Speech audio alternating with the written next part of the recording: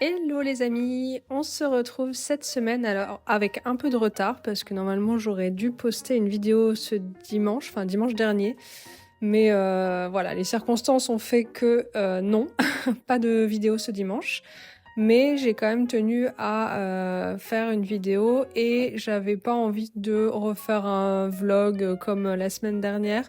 J'avais envie en fait de me remettre à la création, à la peinture, me remettre à vraiment ressortir toutes mes affaires de dessin. Donc c'est ce que j'ai fait, je me suis installée à mon petit bureau avec un Velux juste au-dessus, une petite lucarne qui fait en sorte d'avoir vraiment la lumière directement, même les jours où il fait gris comme le jour où j'ai filmé cette vidéo où c'était pas forcément le grand soleil. Mais du coup, ça permet d'avoir une belle luminosité qui n'est pas trop changeante. Et donc, pour ce vlog, pour cette vidéo artistique, entre guillemets, j'ai décidé de reprendre mes aquarelles et de dessiner 3 petits animaux un peu humanisés. Donc un petit chat, un petit écureuil et une petite souris. Et j'avais envie de les habiller un peu façon vieille Angleterre, un peu cottage. Voilà, j'avais envie de quelque chose de simple pour me remettre dans l'ambiance, me remettre à dessiner, à peindre, parce que ça me manque vraiment. Ça faisait un moment que j'avais pas ressorti mes affaires. C'est d'ailleurs quasiment les seules qui sont restées dans un carton. Donc là, j'ai commandé des boîtes sur internet. Elles vont pas tarder à arriver. Et je pense que on regardera ensemble comment le tri que je vais faire sur mes affaires de dessin et puis comment je vais les organiser, et comment je vais les ranger. Et je pense dans le futur dessiner un peu plus. D'ailleurs, je me disais que cette chaîne de YouTube, en fait, ma chaîne YouTube, j'ai un peu plus de mal maintenant à être consistante et à trouver un axe, une direction pour toutes les vidéos que j'ai envie de faire. Et en fait, je m'étais dit tout simplement, j'aimerais juste que ça devienne ou redevienne une chaîne axée plutôt créativité, création, dessin ou pas que dessin, mais plutôt une chaîne axée création et non pas forcément vlog. J'aime bien aussi ce format, donc je pense que je vais pas forcément m'interdire non plus de vous partager ma vie et puis de me montrer face cam et puis de vous montrer, de vous embarquer avec moi de temps en temps quand j'ai des nouvelles à vous montrer, mais je vais pas forcer le trait. Donc quand j'ai rien à vous montrer, quand c'est pas forcément intéressant ou quoi, je pense que je vais m'en tenir au vlog créatif. Et donc, je sais pas, dites-moi en commentaire ce que vous préférez. Est-ce que vous préférez plutôt des vidéos créatives, des vidéos artistiques ou des vidéos plus axées vlog, vie quotidienne? Alors, si vous entendez un chat miauler derrière, c'est mon chat, hein, Yuki, qui miaule, qui a fait des sessions comme ça de miaulement. C'est assez dérangeant, voilà, c'est tous les jours, mais bon. La pauvre, elle s'ennuie aussi un petit peu, donc ça fait partie, bah voilà, des choses qu'on l'excuse. On t'excuse, Yuki, c'est pas grave. Allez, je m'éparpille pas. Et donc voilà, je voudrais que vous me disiez en commentaire ou si vous voulez, hein, ce que vous préféreriez voir sur ma chaîne. Est-ce que plutôt vlog,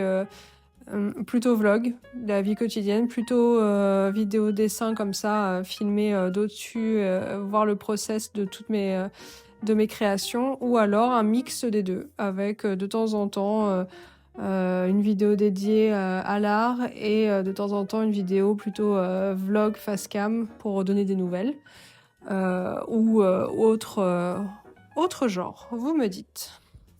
En tout cas, moi, ça m'a fait plaisir et même du bien, je trouve, de reprendre mes pinceaux, mon aquarelle. D'ailleurs, j'avais pas relavé ma palette depuis un bon moment. Alors, elle était protégée parce qu'elle était dans le carton, mais la texture de l'aquarelle était vraiment très bizarre. D'ailleurs, je pense que ça se voit un petit peu là sur le dessin, mais ça fait comme une espèce de texture un peu gélifiée. Et je me demande si c'est pas parce que la dernière fois que je l'ai utilisé, j'ai utilisé ma palette d'aquarelle japonaise. Je sais plus comment ça s'appelle, mais elles ont une texture un peu plus épaisse et un peu plastique, un peu plus que l'aquarelle standard européenne. Ou alors c'est parce que j'avais encore un reste de gouache, mais ça m'étonnerait parce que la gouache quand même, je sais pas, je pense que quand on la dilue fortement avec de l'eau, ça ressemble vraiment beaucoup à de l'aquarelle, donc je suis pas sûre que ce soit ça qui donne cette texture. Ça fait comme une espèce de texture gomme un peu.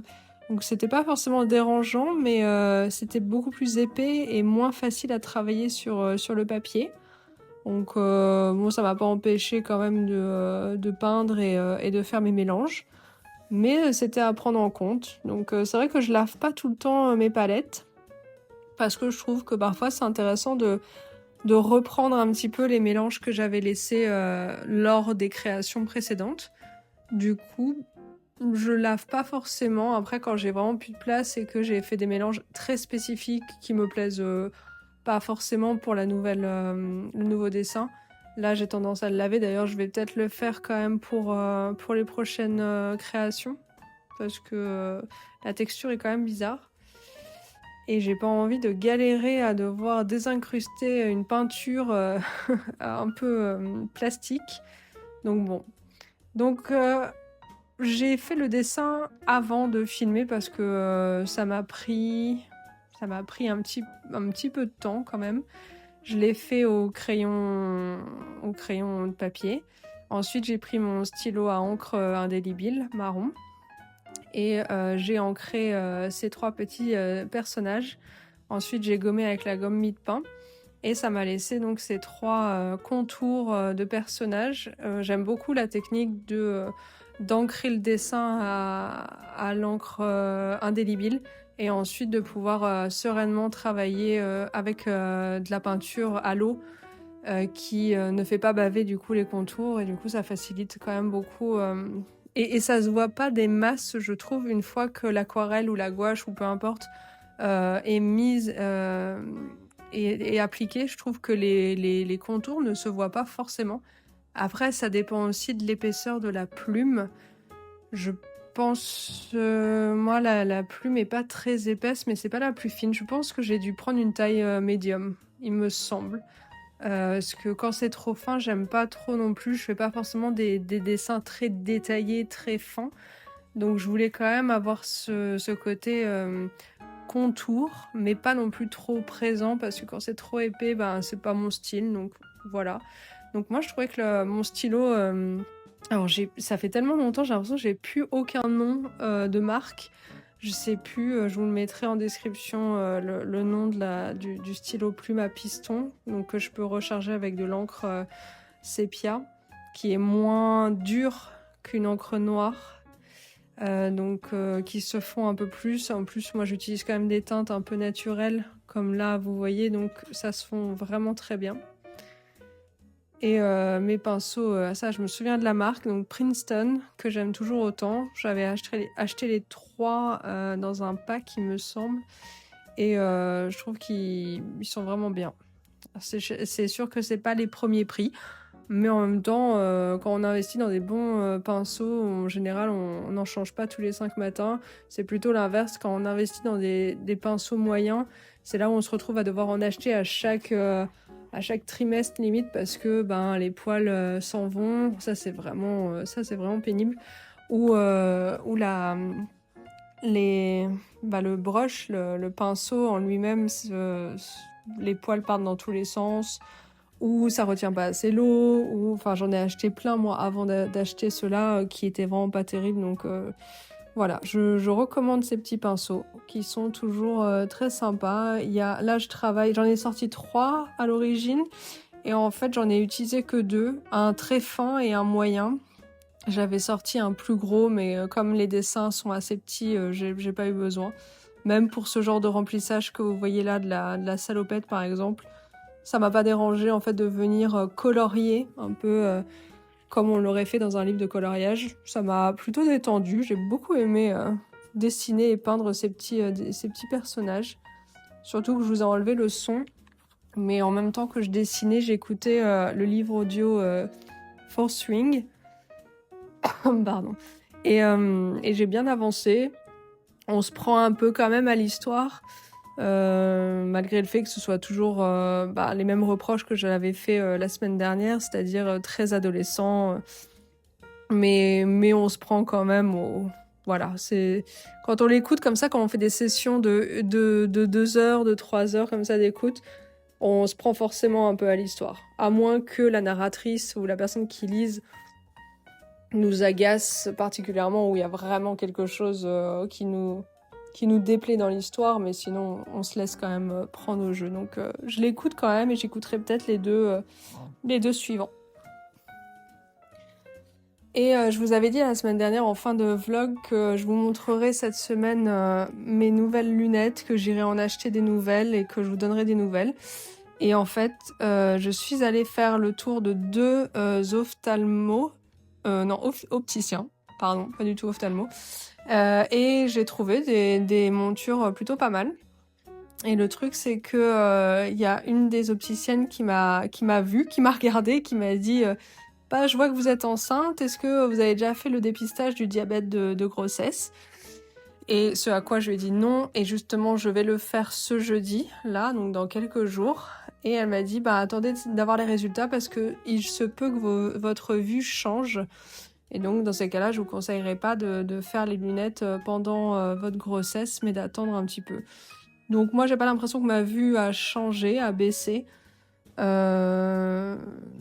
Mais je vais quand même faire ce test, il est prévu là ce jeudi, donc je verrai, puis en fonction j'irai acheter des lunettes, des nouvelles montures, parce que voilà, j'ai envie de changement et je vous montrerai si ça vous intéresse. Je vous avais aussi dit que je vous montrerai la chambre, comment j'ai aménagé la chambre du bébé. On a quand même assez bien avancé, c'est-à-dire qu'on a fixé le ciel de lit au-dessus du lit. J'ai racheté un matelas aux bonnes dimensions, j'ai commandé des draps housses à la bonne dimension également. J'ai fait quelques achats supplémentaires sur Vinted. Et on n'est pas trop mal. Donc j'attendais en fait de recevoir tout ça. Je l'ai reçu le matelas que samedi. Donc c'était un peu short pour vous faire la vidéo, sachant que en plus le dimanche je me suis bloqué le dos, enfin n'importe quoi. Enfin, franchement, fin de semaine un peu chaotique, donc je me suis dit tant pis, je vais pas faire de vidéo pour le dimanche, mais j'espère que ça marchera quand même de faire une vidéo et de la poster quand elle est prête, quoi. Comme ça je me mets pas de stress supplémentaire à maintenir le dimanche forcément. Moi, je trouve ça plus intéressant de poster une vidéo quand elle est prête et quand elle vaut le coup d'être postée. Donc là, j'ai mis 2 demi-journées à filmer cette vidéo de petits personnages peints. Donc voilà, je m'y suis mise à chaque fois les après-midi avant la promenade des chiens. Donc c'est ça en général qui coupe un peu toute activité de l'après-midi. C'est qu'il y a un moment, vers 16h, il faut sortir et il faut aller balader les petits toutous. Donc... ce qui est très bien, ce qui me permet toujours de me maintenir en forme, donc c'est parfait. Et du coup, je sais pas si vous connaissez un petit peu, mais je pense que quand même elles sont connues. Mais les filles, les youtubeuses du nom de Pépin de Lune et Lana Songe, et il doit y en avoir d'autres également dont j'ai oublié le nom, mais il doit y avoir un peu d'autres créatrices de vidéos qui font un peu le même genre, donc qui montrent leur quotidien d'illustratrice et en même temps qui se filment dans leur quotidien. Alors elles montrent pas tout, mais elles parlent aussi de leur de ce qui les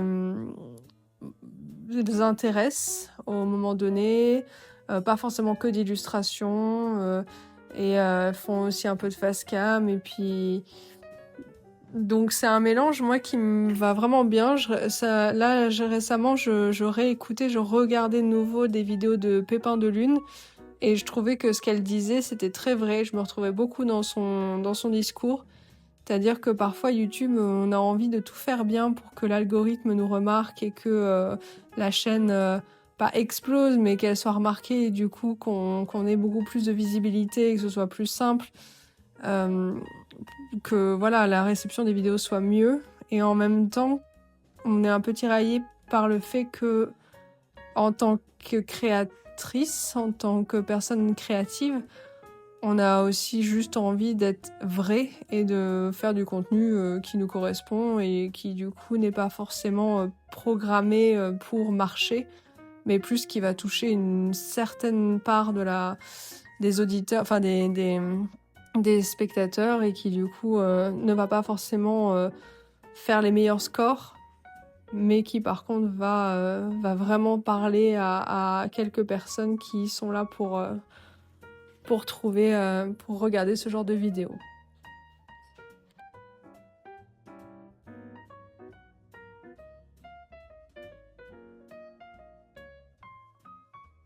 Donc voilà pour mes petites observations. J'espère que vous continuez quand même à prendre du plaisir à suivre mes petites vidéos, même si peut-être que c'est comme elles sont moins fréquentes, c'est peut-être un peu moins pas qualitatif, mais structuré qu'avant ou intéressant à regarder parce que j'en fais une tous les 2 mois. C'est pour ça que j'aimerais vraiment m'y remettre bien, comme ça y aurait des discussions, un petit suivi dans les commentaires. C'est vrai que là, c'est pas facile à suivre puisque j'ai pas forcément le rythme assidu. Donc je vais essayer de m'efforcer de reprendre un bon rythme. Donc on arrive à la dernière petite souris et il me semble que là ça va s'arrêter parce que je n'avais plus de batterie dans mon appareil photo, ma caméra. Et du coup, vous n'aurez pas la fin, mais ceci dit, c'était pas forcément le plus important, le plus intéressant. Voilà, il me manque les fleurs et la chemise, et puis tous les petits détails sur l'habit de la souris. Mais vous avez le résultat final. Donc, j'ai pas montré également, je suis venue retravailler un petit peu les personnages avec mes crayons. Toujours les Faber-Castell. Et je suis venue mettre un peu de texture et d'effets un peu sur les personnages. Donc voilà, j'espère que ça vous plaît. Dites-moi en commentaire si vous aimez bien ce genre-là.